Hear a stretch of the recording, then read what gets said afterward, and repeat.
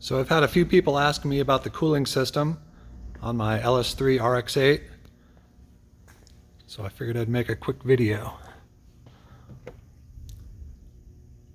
Coming off the water pump, the output uses a molded 90-degree hose that goes into a little reducer. That hose travels up to the firewall.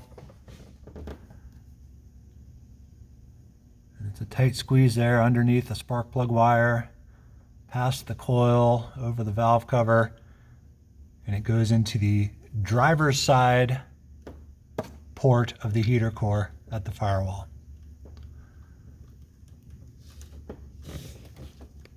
Coming out of the heater core, we've got that hose that's on the passenger side, and it goes into a reducer, which is then plumbed into the top of the expansion tank. On the back side of the expansion tank, we've got the hose, one continuous piece of hose, one size, and it goes into the top of the radiator here. On the return side